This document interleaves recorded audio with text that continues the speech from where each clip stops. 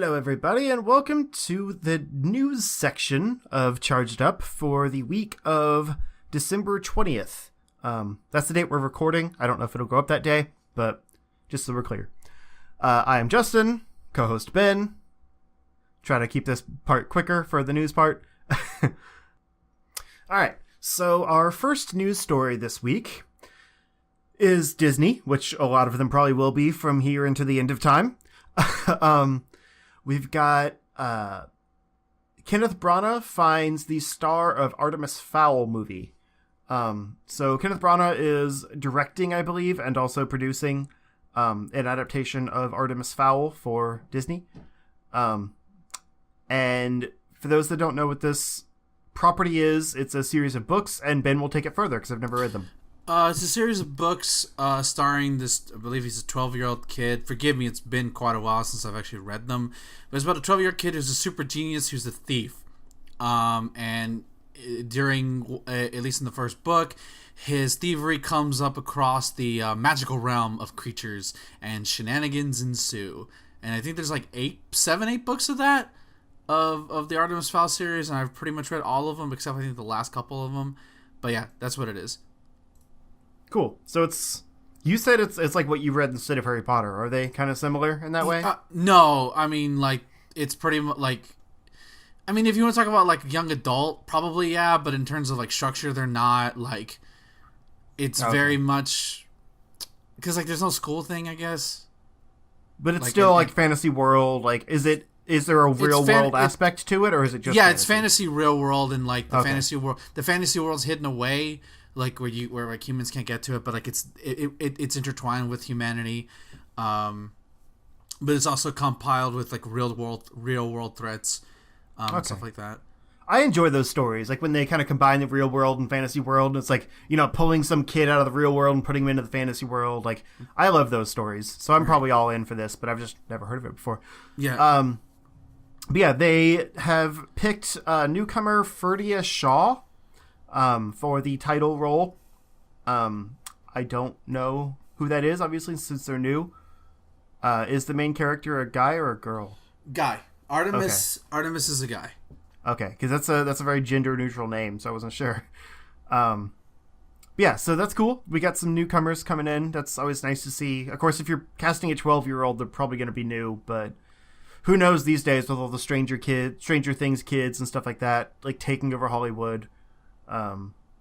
They had cast like the kid version of Shazam recently, and that was like some kid that's been on stuff before. So he was in it's the not It always movie. Newcomers, but yeah, he was in the It movie. Yeah, that's what I was thinking of. It's not always newcomers, but a lot of the times it is. And then it also stars Josh Gad, which is always fun. Judi Dench, who's playing, I believe, if I could be remembering correctly, the character she's playing was a man in the book, and so will be a woman in the movie, which I think is pretty cool. Okay, that's always fun. And then Laura McDonnell, who I don't know who that is, and Nonso Anozie, which I don't know who that is, but that's a really awesome name. I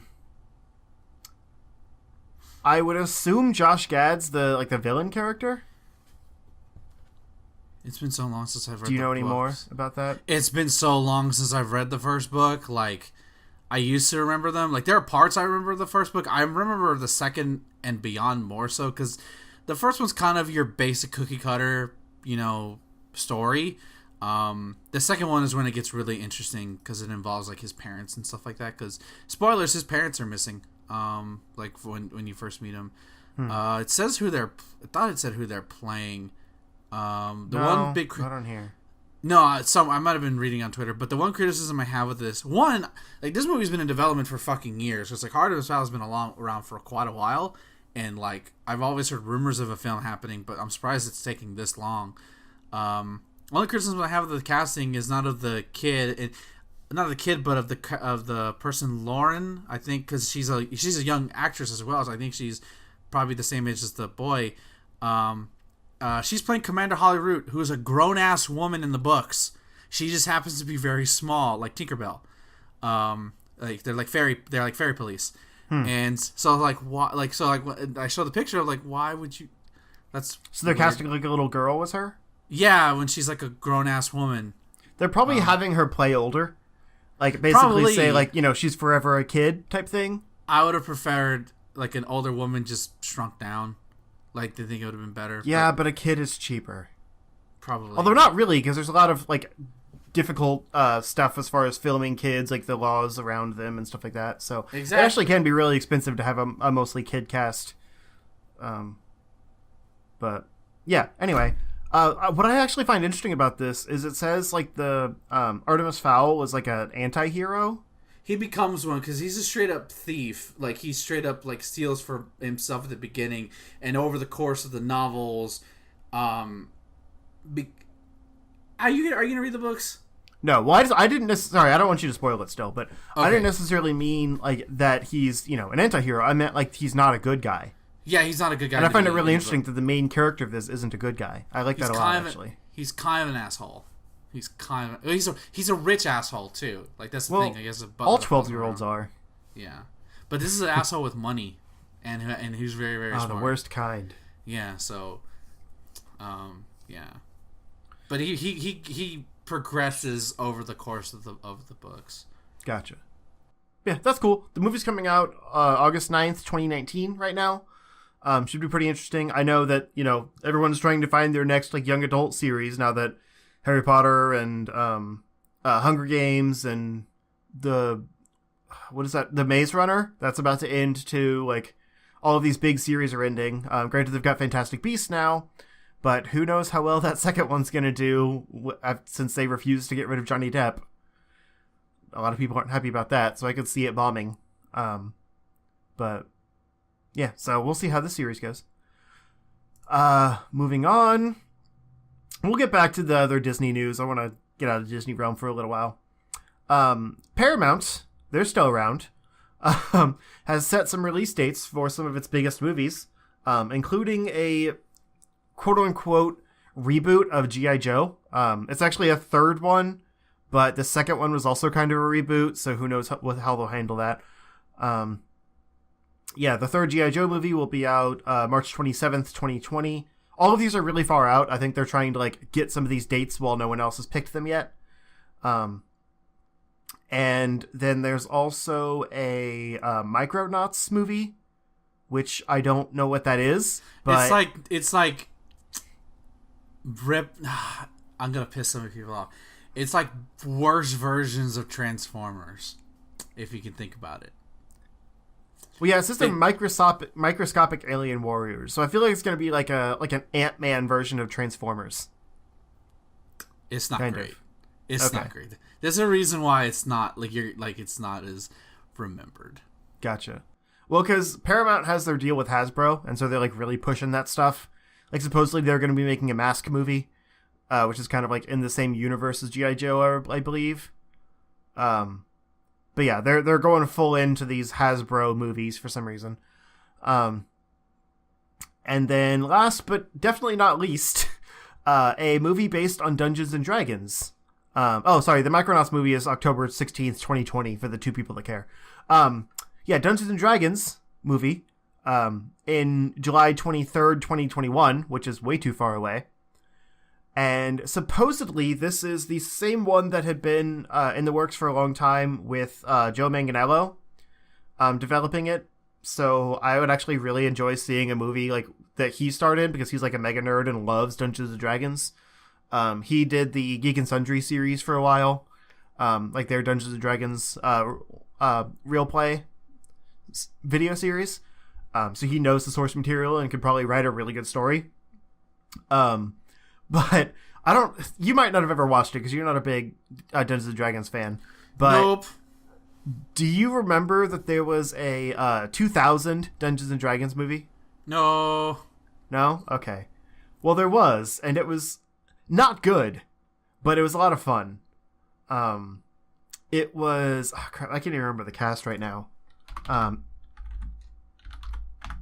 It was... Marlon Wayans. I remember that.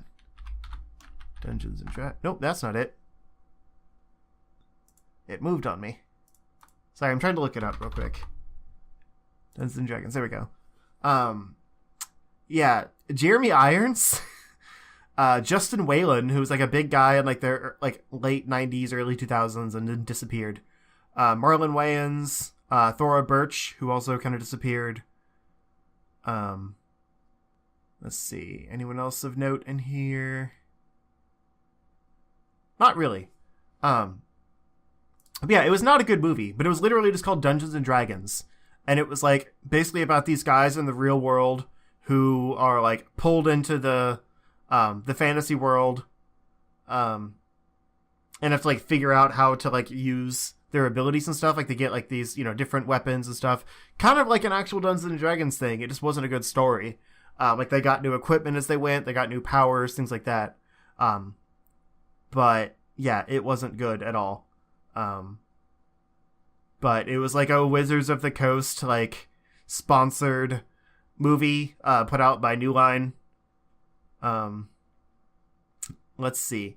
It had an estimated $45 million budget, and cumulative gross, like worldwide gross, was $33 million.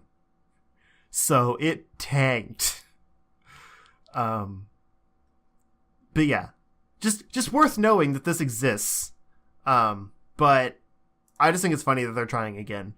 But also I think it might be good. Like I'm hopeful for it because I love Dungeons and Dragons. And I want to see like more in that world. I think if they could do it like the Warcraft movie, which was divisive but was accurate, people just didn't necessarily like it because it was too dense. But if they could do something like that, I think it could really work. And especially if you get a few big names in there, like Dungeons and Dragons is actually a much bigger property now than it was like in 2000. That's kind of when it was starting to fall off again. They made that movie probably 5 years too late, but now it's huge, and I think that property alone could have a lot to do. So that's the main reason I put this story in here, was just because like I wanted to gush about how I actually really want to see this Dungeons and Dragons movie happen. But yeah, we'll move on because I know you don't care. So Matthew Vaughn has apparently been talking to DC about possibly doing a movie with them. I think we kind of talked about this before when there was rumors that he was doing a Superman movie, or that he would do one like outside of canon, basically like a more lighthearted kind of Christopher Reeves type. But I think all that fell apart, and now he's just like he's talking to them about like possibilities of something in their universe. But what he says specifically. He says, it's more fun getting involved with franchises when they're on the down, because then it's easier to make a good film. So if I get involved with a few of the superhero films out there that have been disappointing, it's going to be, if I do okay, it'll probably be better. He said, when I did X-Men, there was a pretty low bar, because X-Men 3, no offense, was not a fantastic piece of work. It's much more fun saving and reinventing something. So I like how he basically says, I'm working with DC, and I'm only thinking about doing it because I know that they haven't been very good lately, so I can't screw it up any more than they've already done. Which is a pretty great response. But also I'd kind of love to see what he did in a DC movie. Like, they just lost another director for The Flash. Give him Flashpoint. He said later that if he was going to do Batman, he wouldn't do like a Dark Knight type thing because it's already been, made perfectly.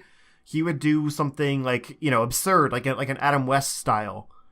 He's not specifically saying he would make like a new Adam West Batman movie, but he's saying like he would go more of like that campy route because like that could be done better. So I think he basically doesn't want to get like stuck into like a formula. So I think like with something like Flashpoint, he would have a chance to do his own thing because like that's kind of its own universe. Like that, the point of Flashpoint is that it's like he's dropped into the multiverse and like has to, get everything back to normal. So it would be a chance to kind of like give that movie its own feel because it's not really canon in that way. And then like whatever things are left off at after Flashpoint would become the new canon. So he could like set that tone for where the future would go while also giving the movie its own feel. Because if you think about like X-Men First Class, like that movie didn't feel like any other X-Men movie. And it still doesn't, even though like the characters have moved on into other people's movies. First Class still has a tone of its own. And it's also my favorite X-Men movie. So I'm kind of curious to see what he could do, like kind of reinventing another franchise. And the DCEU could use a reinvention. So if Flashpoint is their chance to do that, give it to him. He could do some really cool visuals with the flash effects. And he would also probably get to work with Superman because, at least in the comic story, Superman is in it. So is, Batman, so is Aquaman, so is Wonder Woman. Like, they're all in it. It's just different versions of them. So it would give him a chance to play around with different versions of these characters. I think that would be pretty perfect for him. But everyone speculates he's just going to be making a Superman movie, which is kind of boring to me. But what do you think? I think it could potentially be good because he's definitely a quality filmmaker. I don't know. We'll have to see. Sucks about the Flash though, but the more I hear about it, the more I don't want a Flashpoint movie. And it just feels like wrong to do the first Flash movie like that. But I totally agree. But I'm saying if it happens, he won't screw it up. Nah, he can screw it up. He can screw it up. And I don't agree with him that he can't make it worse because as a person who comes into city situations and made it worse, you can always make it worse. So I don't agree with his mentality. It's a positive mentality he has, but at the same time, but he's a quality filmmaker, so he probably won't make it worse. Yeah, he's saying he can't make it worse. Like, he knows himself and what he's capable of, so he knows the bar that would need to be set for him to not be able to do it worse. And that's when he wants to jump in and reinvent something. Right. I want him to do something silly. He needs to do a crazy have him do an Atom movie. I know they'll never do it, but I would love to see him do an Atom movie. Actually, my first thought, before I decided he should just take on Flashpoint, because that's already in development and, they don't have a director for it, and I want to see him do something soon, I was thinking, what if he did, a Blue and Gold movie? They haven't established Blue Beetle or Booster Gold in the universe yet, and I don't know if they're going to, but, that would be his style of movie. Well, I think they are working on a Booster Gold movie. Oh, I know that they're bringing those two characters into the CW universe. There wasn't, an official news story about that or anything, but there was, a blurb saying that they're coming, and that's all anyone really knows. But that's the only thing I'd heard about them. I don't know. I prefer it to be a crazier DC character. I just don't see them going that far out of the wheelhouse already. They can't even get the basics right. Right, that's what I said. Ideally, it's just a dream.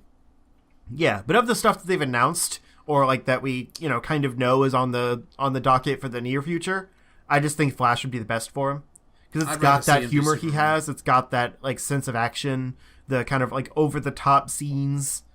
I think it would fit him.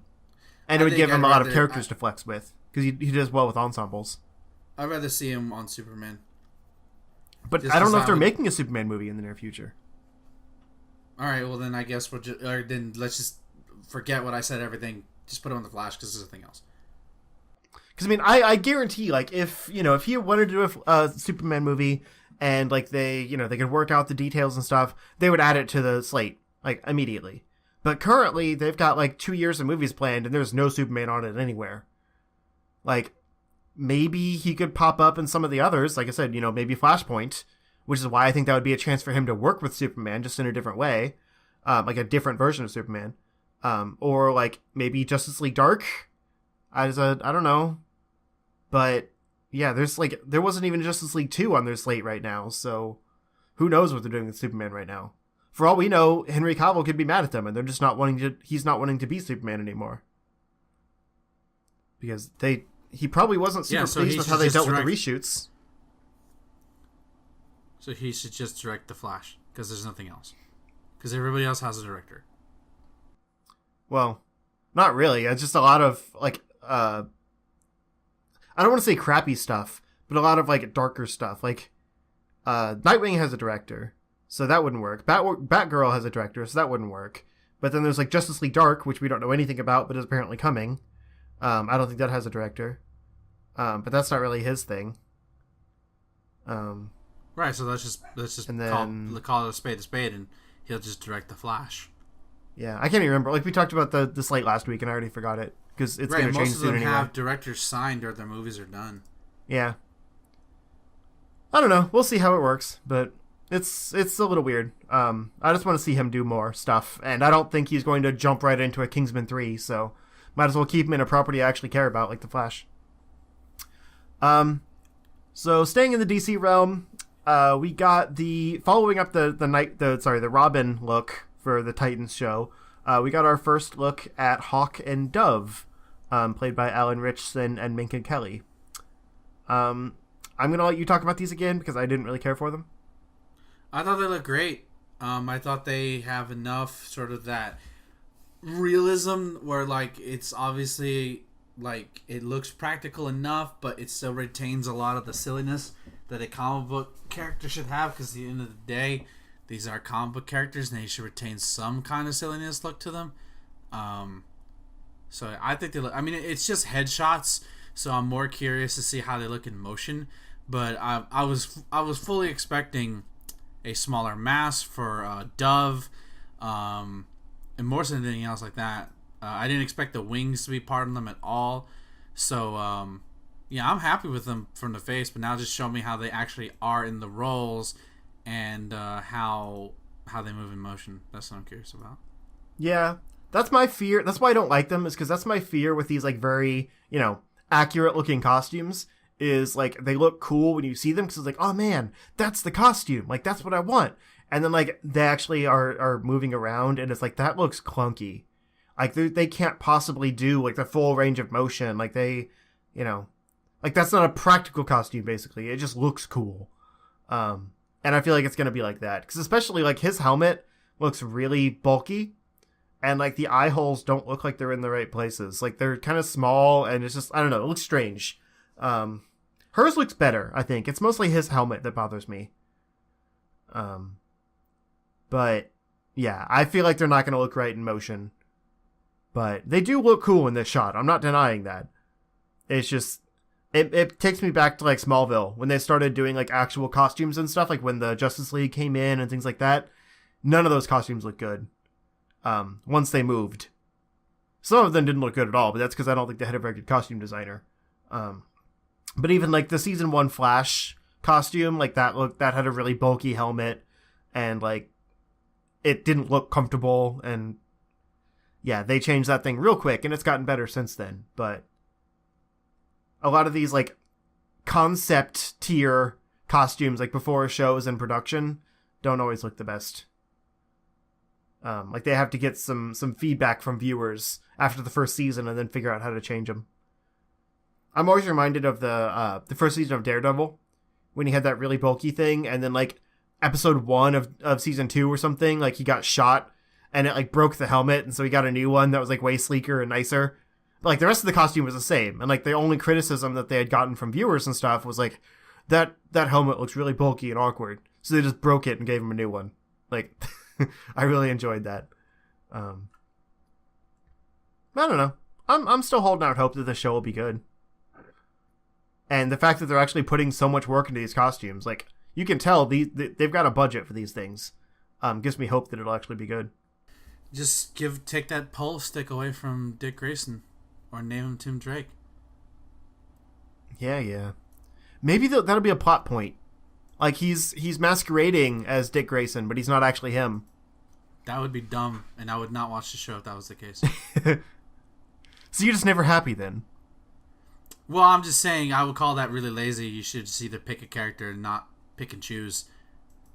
Dick Grayson, I've already been over this. Like, each individual character has their own merits and what makes them unique. Why cherry pick? Just pick one and run with it. And I'm also what I said before, marketability. All right. Yeah, Dick Grayson's butt is all you need for marketability. Show that, ladies will show up. I mean, you can't guarantee the actor has as good of a butt as the character in comics does. CGI a good butt. Okay. I'm just saying, not everyone is Tyler Hoechlin. That's Superman. So yeah, first the good side of the Disney news this week. Well, potentially good side, I should say. Bob Iger came out in a investor meeting after the whole merger of Disney and or buyout, I guess, of Disney and Fox went through, and said that Deadpool will remain R-rated, at this point he sees no reason for it not to be R-rated, I should say. Of course, things could change in the few years. There's still 18 months before this thing actually goes through. Who knows what will happen after that. But I guarantee if Deadpool 2 comes out and sells like gangbusters, which it will, they're going to see no reason to not make it R-rated, because really all they care about is the money. So he says here, Deadpool has been and always will be Marvel branded, which is true technically. But we think under the new label, there might be an opportunity for like a Marvel R brand for something like Deadpool. As long as we let the audiences know what's coming, we think we can manage that fine. So a lot of, speculation there, but we did mention before that they have owned like Miramax and Touchstone in the past, which have done R-rated movies. So, under other branches that aren't like the main Disney label, they've put out R-rated movies. Theoretically, if they just keep the 21st Century Fox branding on these things, they can continue this universe however they want. And then, end it off gracefully, bring everyone into the MCU, but still have their own, still have the Fox. Because I think the way it would work is they would keep Deadpool on his own, but bring him into the MCU as they need him. Kind of like what they're doing with Spider-Man, except obviously they don't own Spider-Man. But they can still do that. Like, have, the Marvel, call it Marvel Knights or Marvel Max or something like that. Like, have a different logo before it. But keep it in that same universe and just cherry pick him into the movies as they need them. Where they can still, if they really want to, take the X-Men back, they can put them in their universe, whatever, do another reboot of that for no reason. I don't really care, but I guarantee if they neuter Deadpool, one, they would lose Ryan Reynolds, and two, it wouldn't sell. So they'll figure it out. Which is, at least somewhat good news. They're not going to ruin Deadpool, theoretically. At least not at first. Thoughts? Not really, other than I fully expect Disney to not make R-rated movies under their name, and I don't know what to expect. But I'm still under the notion that I don't expect it to be good for anything related to the X-Men and the X-Men movies that I've been watching over the past couple of years. But I don't think that they will make an R-rated movie under the Disney label. I think they'll make an R-rated movie under a new label. Because we didn't really talk about the actual acquisition of Fox. I didn't want to go too into that just because it's very in the weeds and stuff. But they didn't actually they bought some of the studio space and stuff like that. And this is something we're going to get to more here now in a little bit with the Jobs story. But I mean, they're keeping a lot of what they had from Fox. So realistically, they could have another studio under them. I mean, Disney as a company, they own, obviously Disney, but also Marvel Studios, which doesn't have a Disney logo before it. Pixar, which usually doesn't have a Disney logo in front of it. Lucasfilms, I guess technically, they're Star Wars now. I don't know if Lucasfilms is still a thing. It doesn't have a Disney logo in front of it. They could have another studio branched out that's essentially a subsidiary that, they still get all the profits from, but it's not Disney branded. So the average viewer wouldn't know, oh, this is a Disney movie. It would still be R-rated. It'd still have complete freedom to do whatever it wants, except probably make fun of Disney. Because Deadpool would. But it would have, it would be, like I said, they could even just call it Max, Max Studios. So get that Marvel Max branding in there, but without the Marvel name. They could still have the Marvel crawl before it. But yeah, it'd be its own thing. So like you said in the article, it's always been Marvel branded. It just wasn't MCU branded. And it still wouldn't have to be. But I don't know. That's one of those gray areas. Because I fully believe they're going to continue with Deadpool 2, Deadpool 3, obviously Deadpool 2, but Deadpool 3, X-Force, that whole universe, I think will continue. Same with New Mutants. There's supposed to be 3 of those. They could probably get 2 done in the 18 months until the deal goes through. But if those do well, of course they're going to finish off New Mutants 3. Do I think they're going to do an X-23 movie? Probably. And it would be R-rated too. I could see them having a whole branch of R-rated Marvel properties under this new label because they see a profit in it, and they can do them for less money. It could be like their Blumhouse, basically. They put out a series of like $10 to $20 million budget movies under the Marvel Max name or whatever, and they're all R-rated, like low risk, high reward properties. It doesn't have any effect on them. They're making money. It's not tarnishing their kid-friendly brand because it's not branded with a kid-friendly logo on it. So, I don't know. I fully believe it could happen, but we'll see. But yeah, the bad side of all this, Disney Fox deal could see up to 10,000 jobs cut due to a high degree of overlap. It's almost like this shouldn't have happened because you don't need this big of something when... I don't know. I'm having a hard time like phrasing my words on this because it makes me really mad whenever like jobs get cut like this. But the whole point of like a diverse entertainment industry is that there's a lot of places for people to go to make things. So, just like we're worried about the future of R-rated Marvel movies, like this is segmenting off the entertainment industry. There's less jobs to go around for everyone in it. There's less studios for people to work with. Like if you get told no by Disney, that's 35% of the entertainment industry that's cut off from your project. Just from one company. And that's kind of scary. So yeah, of course there's a lot of overlap. Because when there's separate studios, they all need these positions. But now it's going to be like the same 5 people making all the movies. I'm exaggerating obviously, but the same 5 people making all the movies, and they're profiting a lot more from all the stuff because you're only paying 5 people instead of 20 people across different studios. But they all start to feel a lot more samey because it's the same people with a creative process.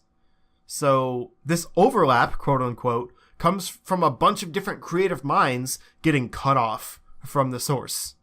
And that sucks. It's not fun when this happens. But everyone else I've heard, like, doing this story has just been like, well, it's the price you pay to have all the Marvel stuff under one roof. Y'all are dicks. These are people.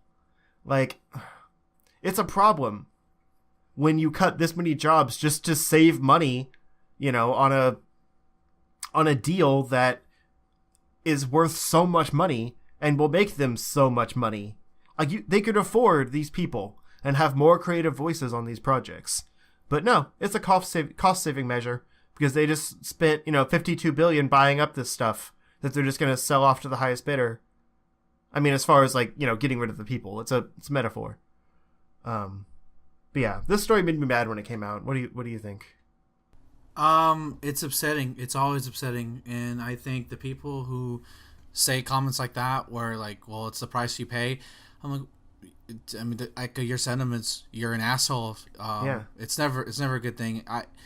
All I can say is I hope the people who lost their jobs, find work quickly and they're not unemployed for too long. I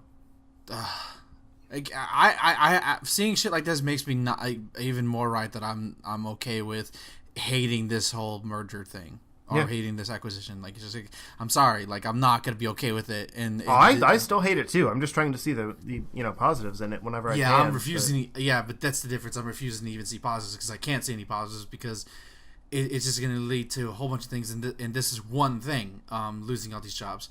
And again, you're an asshole if you think having Wolverine in the Avengers is worth people losing their jobs. You're an asshole. Yeah. Go the fuck away. Nobody wants you. Like, there's been a whole thing lately about like, creating new jobs, which granted there probably will be new jobs created after this. They're going to fire a bunch of people because of overlap at probably the executive level. And then bring in a bunch of new people for like the, whatever new stuff they branch off out of it. Again, this is all 18 months in the making. It could get stopped. Excuse me. It could get stopped by the FTC before then. Hopefully it will.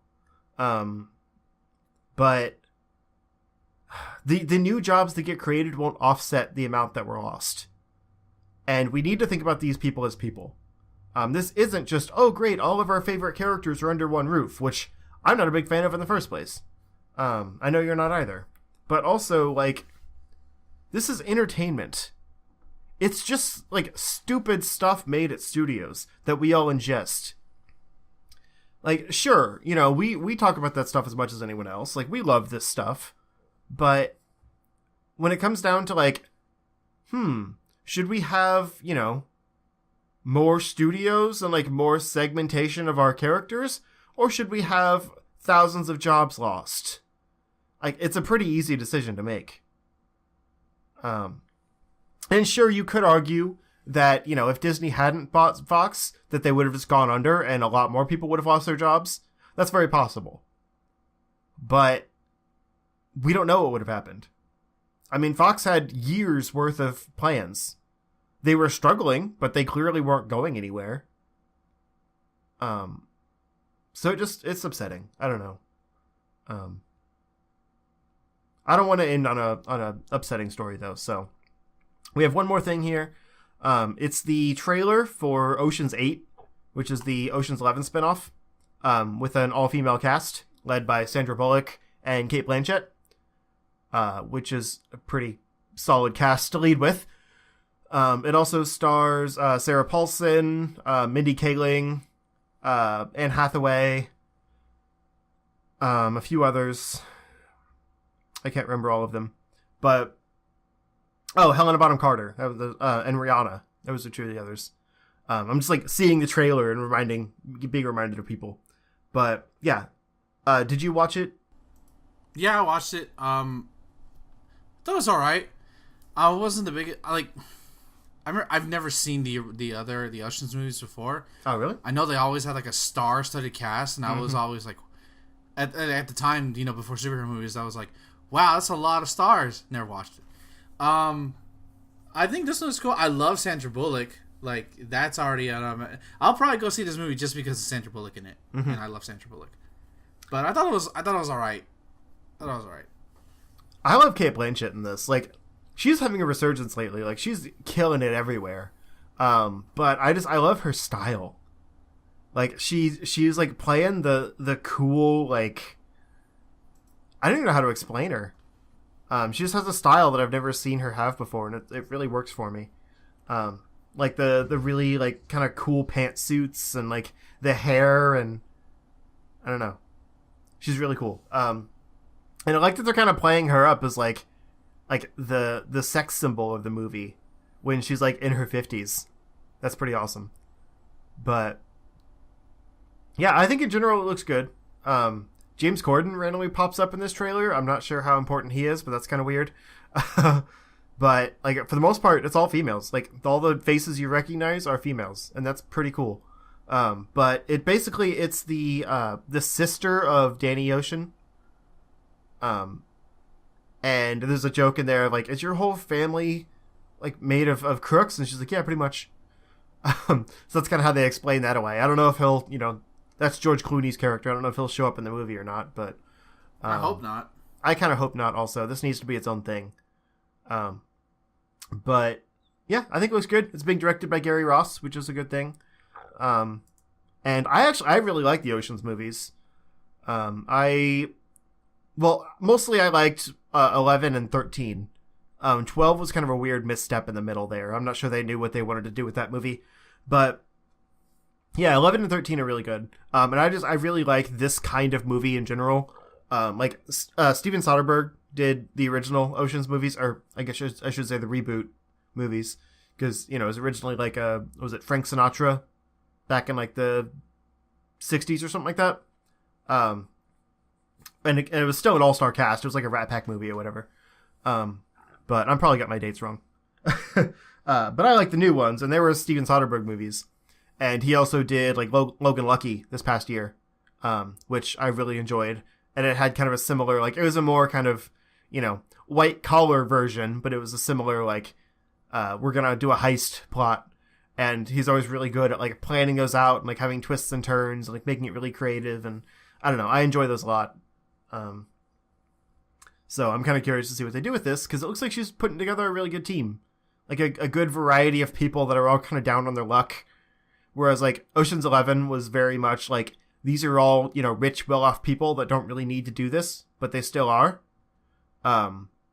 This looks more like, you know, the every woman being brought in to do this thing that isn't, you know, something they do every day, but they have the skills to do.